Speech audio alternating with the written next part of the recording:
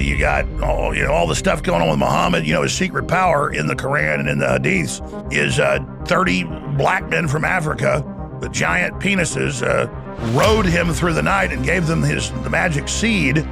I'm not kidding, folks. And they believe that semen made him have the strength of 30 men. In the same vein, Almighty Allah can and will give Muslim men the virility of 100 men. But I have a strong theory that suggests that they are all going to get it the same way Muhammad did. It all began with Sneako celebrating Egypt's win over Australia in the World Cup as if it was some kind of Islamic victory.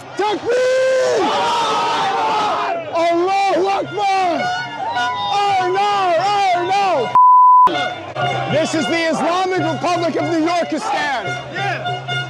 Islam will be in every household. Inshallah, the whole world is Muslim. Welcome to Mamdani's New York. You see this city? You see how it looks? Inshallah, your city looks just like this too. That's clearly nothing out of the ordinary. Just the biggest performative Muslim on the internet cosplaying as a jihadi. And a jihadi is just someone who engages in love speech. This is love speech. Exactly. That is what Sneako is all about. This is the pinnacle of true Islamic love on full display. But sadly, we live in a world filled with hate and people like Alex Jones who are calling for the deportation of this innocent Arabian lover. And Sneako, I'm not calling for splatting his head, but culturally, I'm calling for putting him nonviolently in an airplane like a cannon, a clown in a cannon at the circus, and shooting him out of it back to the Middle East with all of his other little compatriots. Bye-bye. Alex Jones is lucky he doesn't live in the progressive city of Londonistan, where Islamophobia is a crime that gets you a 15-month jail sentence. Like, do you know that what Alex Jones is saying is akin to calling for the head of a peace-loving Muslim who was just exercising his right to free speech? He's doing the citizen vigilante thing. Alex Jones is indirectly calling for people to kill me. He knows it. You know it. His audience knows it. They feel threatened by the truth. And against American values, they don't want discourse, they don't want democracy, they don't want free speech. You see, when Sneako is not cosplaying as a jihadi, he is cosplaying as a victim. This guy is the real victim here. That throat-slitting gesture is protected free speech, and calling for his deportation is an indirect death threat. But saying the religion of peace and love will take over every American city... This is love speech. Exactly, because Islam historically took over cities through... Love speech. Yes, that's why Muhammad bragged about being made victorious with terror. Yes, the terror of love. Just as Sheikh Asim Al-Hakim, one of Sneako's teachers whom he spoke to and dined with in the Sheikh's house in Saudi Arabia. The jihad is only for da'wah. That is why when Muslims go and conquer the adjacent country, what do? We kill them all? No. The Prophet says, the first thing you do is call them to Islam. If they accept it, leave them. Khalas, they're Muslims. We go. We don't want your country. We don't want your land. We don't want your wealth. You see, jihad is all about calling people to Islam, but Muslims first have to go and conquer the adjacent country. Yes, they do it because they just want to give you dawah. They are not interested in your properties. They just want you to take the shahada and accept the rulership of Sharia. That's all. If they refuse, then tell them Allah obliged upon you to pay taxation. Jizya. You see, you can refuse to convert because in Islam there is no compulsion in religion. You will just have to pay to be a non-Muslim. But it is for your protection, okay? So we take jizya, and in return, when enemy comes and attack your country, you don't fight. We Muslims protect you. Subhanallah, for this little money?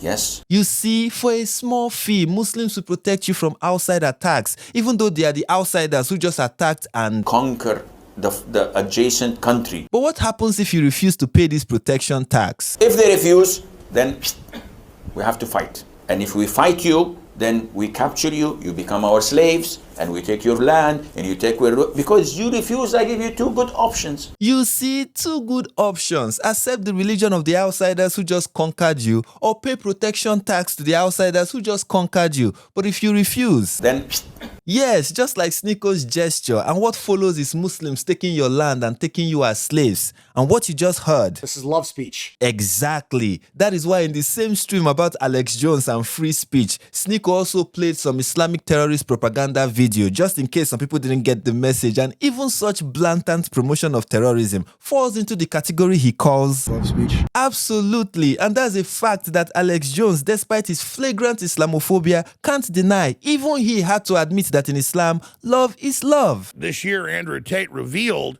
that he and Ye won't associate with Sneako because he, according to them, tried to have sex with them. And when I realized he was coming on to me, I thought the best thing I can do is just not talk to him anymore. Well, it takes one fake and gay Muslim to know another fake and gay Muslim. But the interesting part is how all of this connects to Islam. So I guess if you study what the Prophet Muhammad did, he reportedly got his secret magical powers from 30 virile black men filling his rectum with gallons of semen.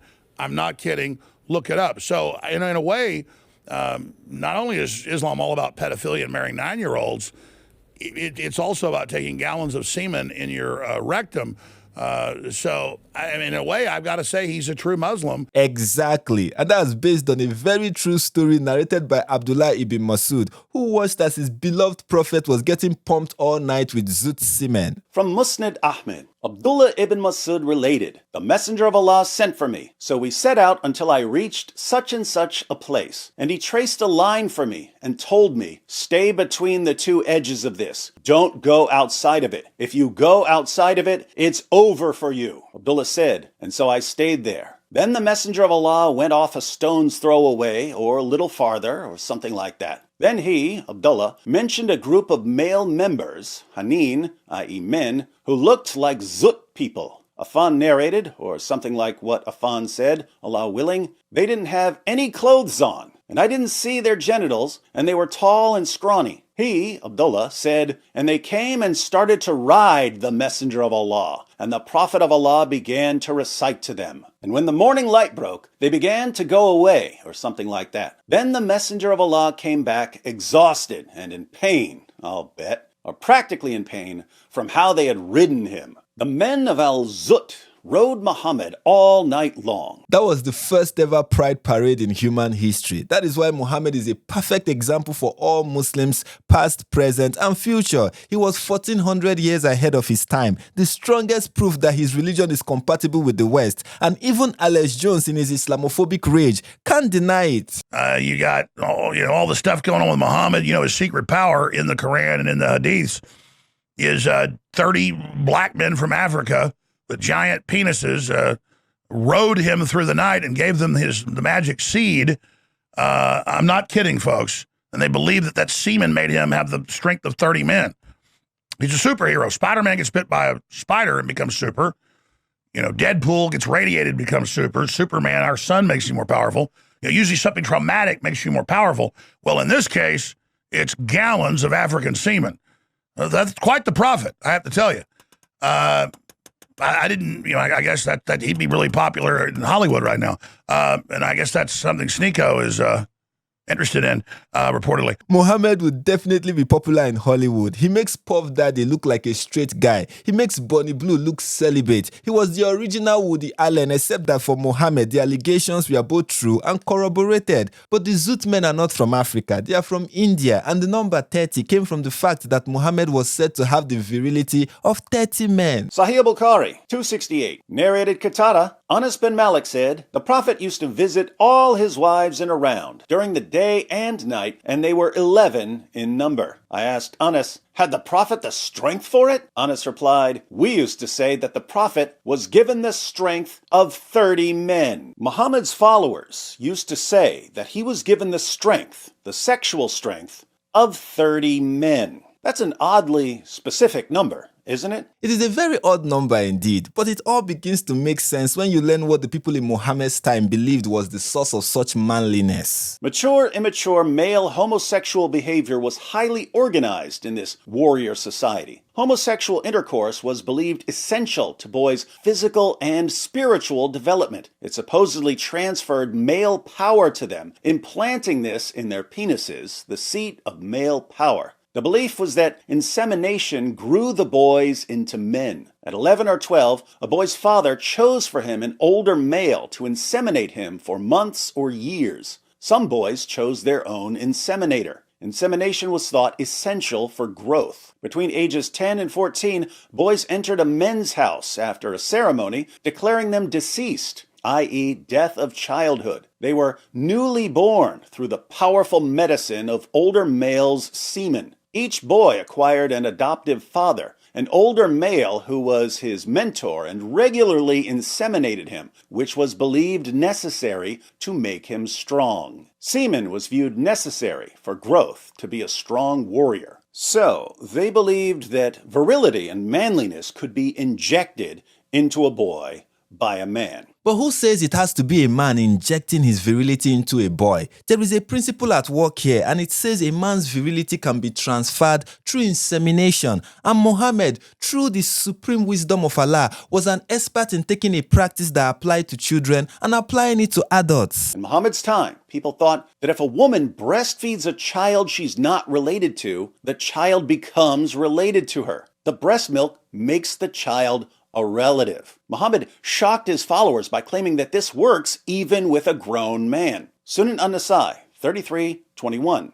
This is the chapter of breastfeeding an adult. And we read, Zainab bint Abi Salama said, I heard Aisha, the wife of the Prophet, say, Sahla bint Suhail, a woman, came to the Messenger of Allah and said, O Messenger of Allah, I see displeasure in the face of Abu Hudayfa, her husband, when Salim enters upon me. Salim was a grown man. Her husband, Abu Hudayfa, didn't like a grown man being around his wife because he was worried that they might commit adultery. The Messenger of Allah said, breastfeed him. She said, he has a beard. He said, breastfeed him, and that will take away the displeasure in the face of Abu Hudayfa. She said, by Allah, I never saw that on the face of Abu Hudayfa after that. She breastfed a grown man with a beard, and this made the man her son. So her husband was no longer worried about his wife committing adultery with the young man because she had put her breasts in the young man's mouth. By absorbing her breast milk,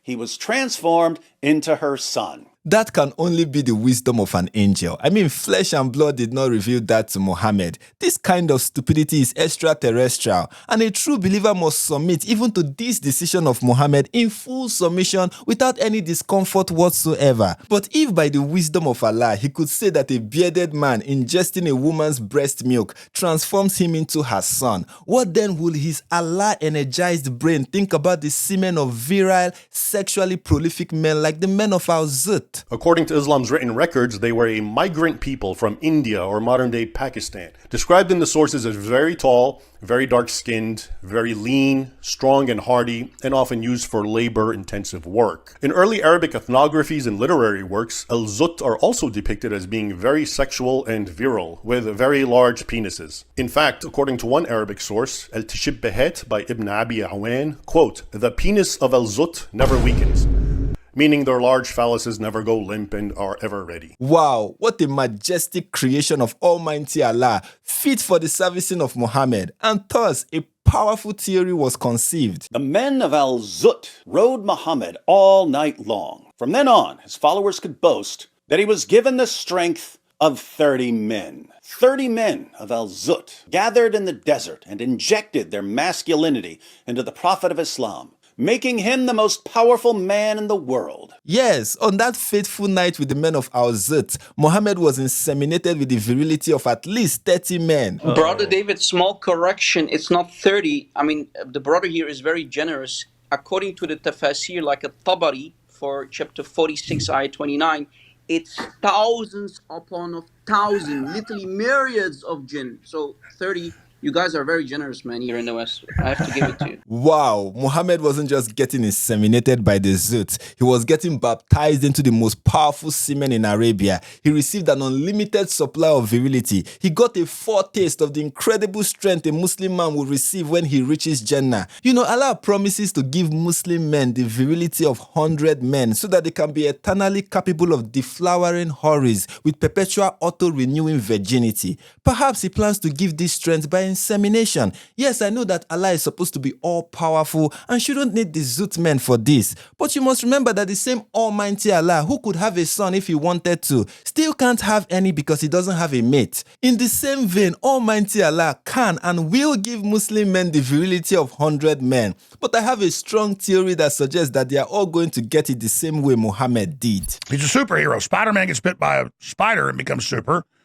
You know, Deadpool gets radiated, becomes super. Superman, our sun, makes you more powerful. You know, usually something traumatic makes you more powerful. Well, in this case, it's gallons of African semen. That's quite the prophet, I have to tell you. This isn't part of our religion. There's a reason to it. Yeah? We have no doubt, and we're proud of that.